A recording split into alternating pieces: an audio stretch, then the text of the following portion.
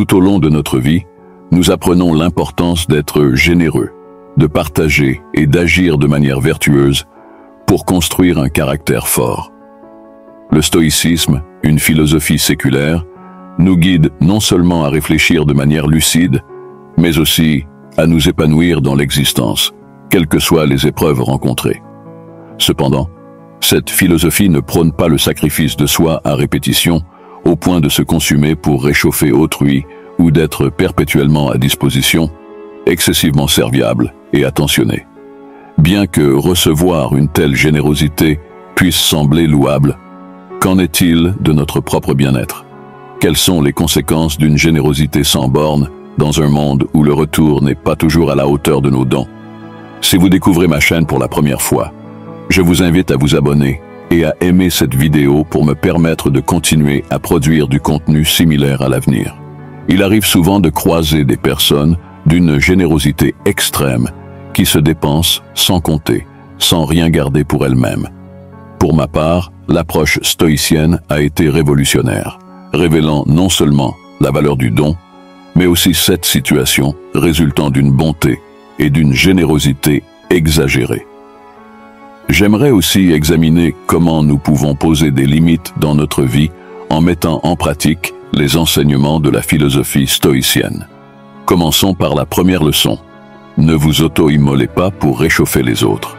Les stoïciens mettent en avant l'importance de vivre selon la logique et la vertu, qui orientent nos actions et nos décisions vers une existence éthique et pleine de sens. Il est essentiel d'établir des limites dans nos interactions pour maintenir notre équilibre, sans sacrifier notre authenticité et notre bien-être pour autrui. Parfois, en voulant aider ou tendre la main, nous nous exposons sans le réaliser à la souffrance. Cette idée me fait penser à une anecdote survenue dans une ferme, illustrant l'amitié entre un cheval et un âne. Une nuit, le cheval partagea avec l'âne les épreuves de sa journée. Le labour éreintant du matin au soir, la chaleur écrasante, la lassitude dans ses jambes et la douleur causée par le harnais sur son cou. De son côté, l'âne jouissait de son temps libre sans grande responsabilité, se prélassant toute la journée. L'âne, ami fidèle, compatit avec le cheval. « Mon cher ami, lui dit-il, ta charge est véritablement lourde et je souhaite t'apporter mon aide. Voici ce que tu peux faire pour te ménager une journée de repos. Demain matin, lorsque le fermier viendra, allonge-toi et geins aussi fort que tu le peux, afin qu'il pense que tu es malade et incapable de travailler. » Le cheval suivit ce conseil et, le lendemain, le fermier rapporta au propriétaire que le cheval était souffrant et inapte au labour. Il fut donc décidé que l'âne prendrait sa place. Contraint d'endosser les tâches du cheval toute la journée, l'âne, bien qu'ayant simplement voulu aider, se retrouva épuisé et meurtri en fin de journée, tandis que le cheval, reposé, le remercia pour son conseil. « Grâce à toi, j'ai pu me reposer toute la journée, » lui dit le cheval. Plein de regrets, l'âne répliqua « Quant à moi, je suis à l'image de ces âmes bienveillantes qui, en voulant aider un ami, finissent par endosser elles-mêmes ses fardeaux. Avez-vous déjà vécu une situation semblable à celle du cheval? Partagez vos expériences dans les commentaires. Il est crucial, comme dans l'histoire, de souvent vouloir aider quelqu'un au point de ne ménager aucun effort. Le stoïcisme nous enseigne à pratiquer l'autoréflexion, ce qui signifie toujours remettre en question nos réactions immédiates et nous efforcer de vivre selon la raison. Ce processus évite les actions impulsives et favorise des choix alignés avec nos valeurs. Comme l'un des philosophes stoïciens les plus connus et sages, Épictète, le déclare dans ses discours. Lorsque tu es sur le point de commencer une tâche, arrête-toi un moment et réfléchis sur la nature de la tâche que tu es sur le point d'entreprendre.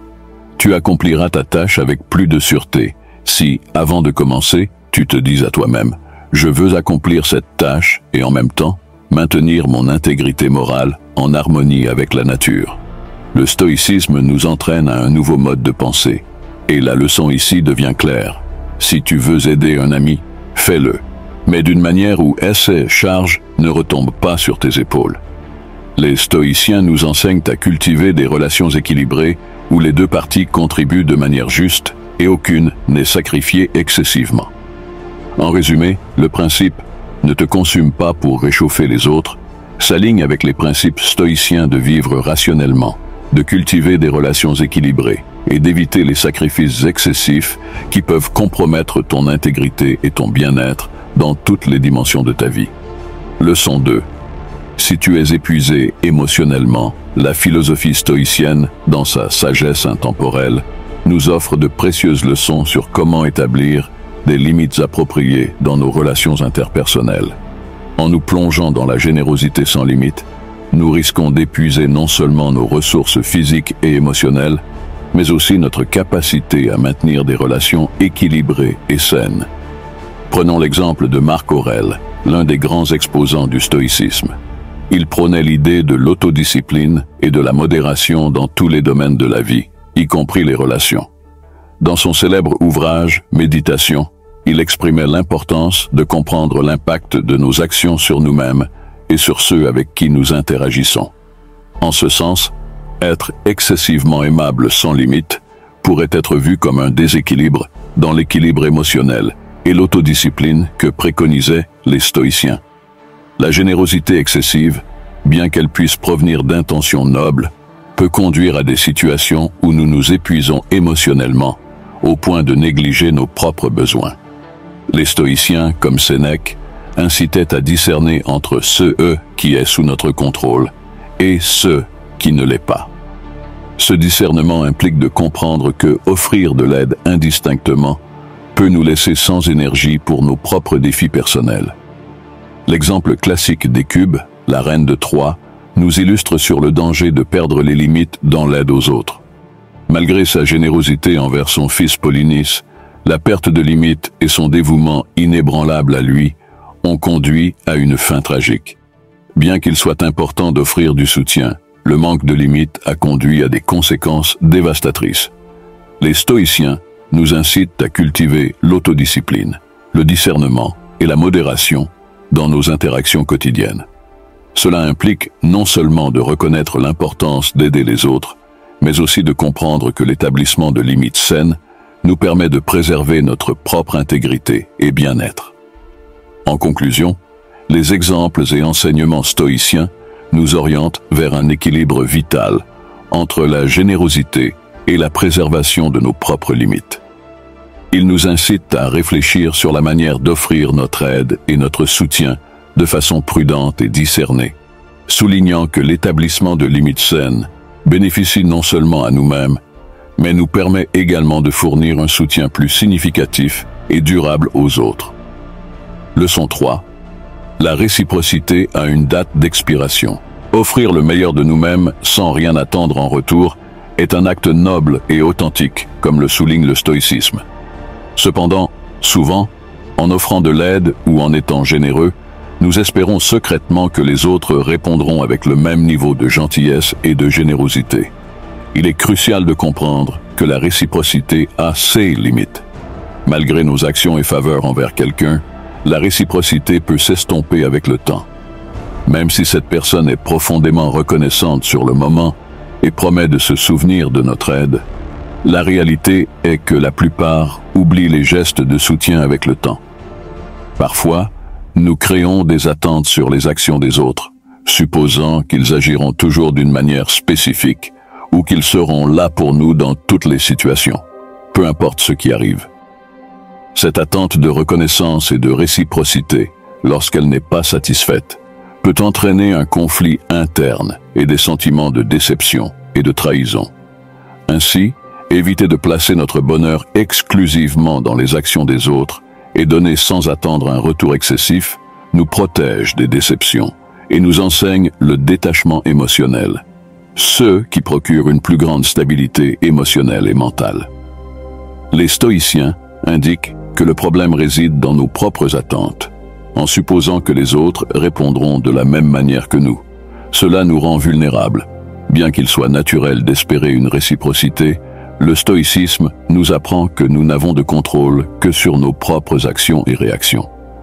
La sagesse d'Épictète, exprimée dans ses discours, souligne cela. Il y a deux règles qui doivent toujours être présentes, que rien n'est bon ni mauvais en dehors de nos choix, et que nous ne devons pas essayer de diriger les événements, mais de les accepter.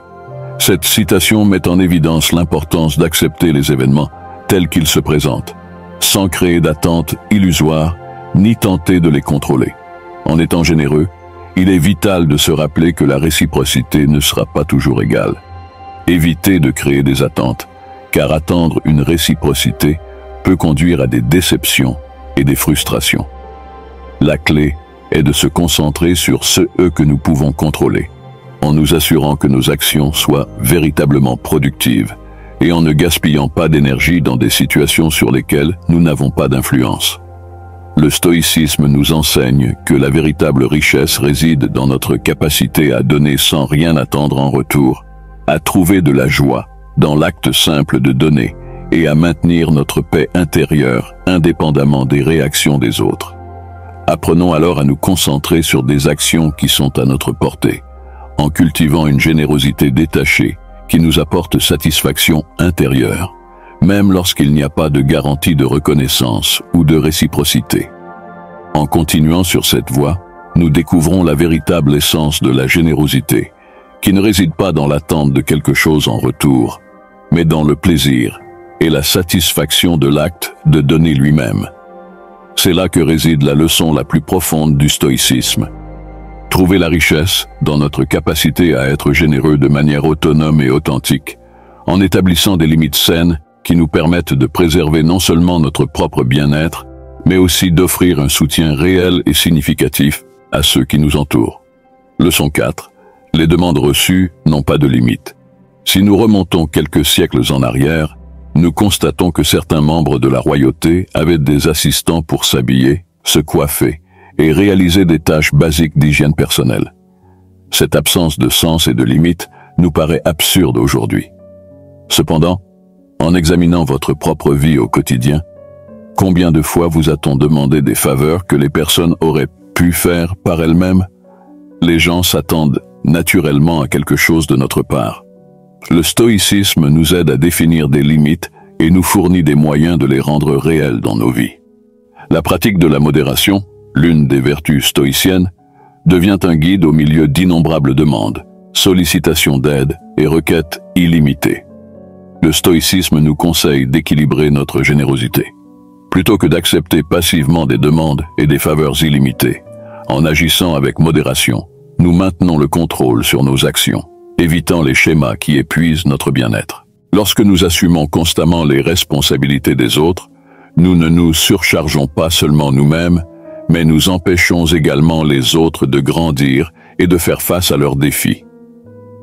Cela se voit dans l'histoire d'une mère et de sa fille adulte dans un petit village. Malgré son âge avancé, la mère s'occupait amoureusement de sa fille malade, l'empêchant d'assumer ses responsabilités.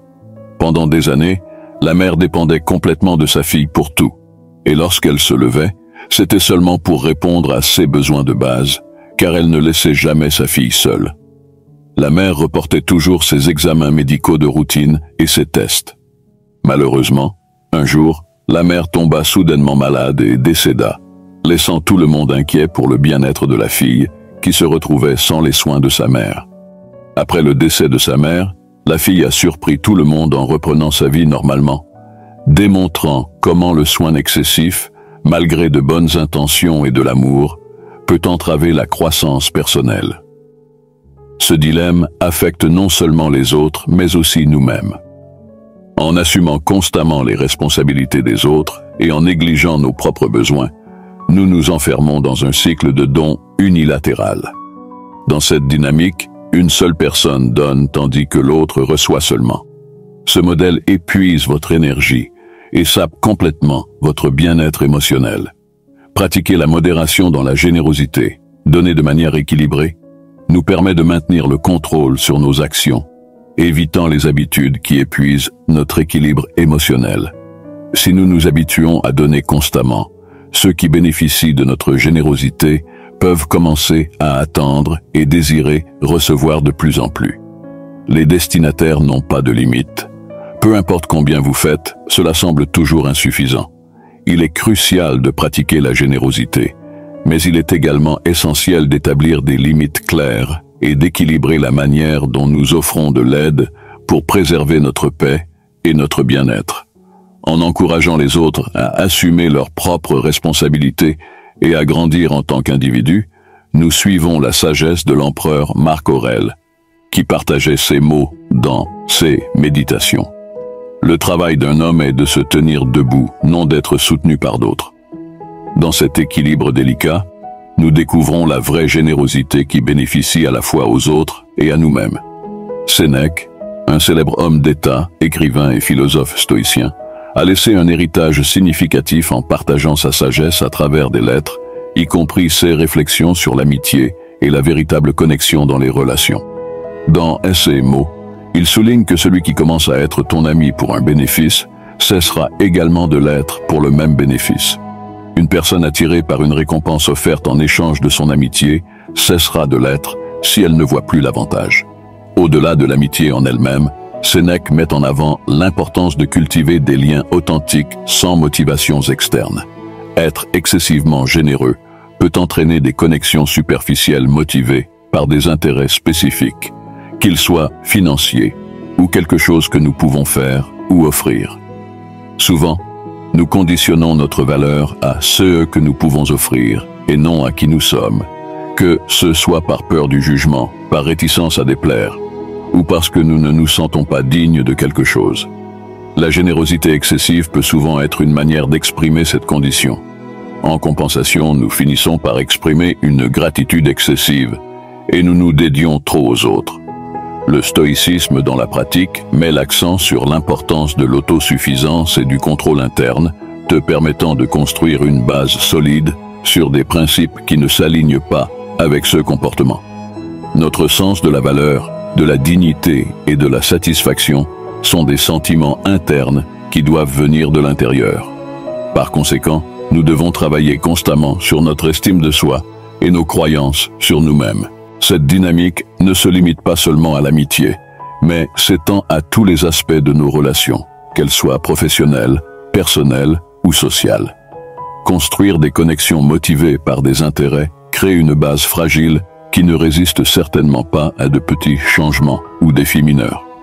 Comme nous le rappelle Épictète, dans la prospérité, il est très facile de trouver des amis. Dans l'adversité, c'est là qu'il est le plus difficile. Nous devons établir nos relations sur la base de l'acceptation de qui nous sommes, y compris nos défauts et qualités. De cette manière, nous construisons des connexions qui non seulement nous permettent, mais en premier lieu, reconnaissent et acceptent notre véritable essence. Les principes stoïciens encouragent une approche plus solide et authentique, où la connexion véritable se développe à partir de la compréhension mutuelle et du respect pour des valeurs fondamentales. Tes priorités passent au second plan. L'objectif principal du stoïcisme est de vivre une vie vertueuse. Pour y parvenir, il est nécessaire d'améliorer constamment notre caractère et d'apprendre à maîtriser nos émotions, ce qui nous donne une direction pour atteindre notre meilleure version. Cependant, lorsque nous nous surchargeons avec les responsabilités des autres, nous nous dirigeons dans la direction opposée. Il est crucial d'établir des limites dans nos relations et de prioriser nos responsabilités pour préserver l'équilibre et éviter de compromettre notre authenticité et bien-être pour les autres. Si tu te sens étouffé par les priorités des autres, il est possible que tu évites quelque chose en toi qui cause douleur et peur.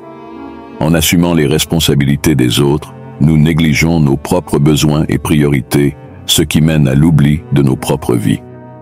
D'une certaine manière, il est plus facile de ne pas affronter nos limites internes et nos peurs, et d'utiliser cela comme justification pour le temps que nous consacrons aux priorités des autres.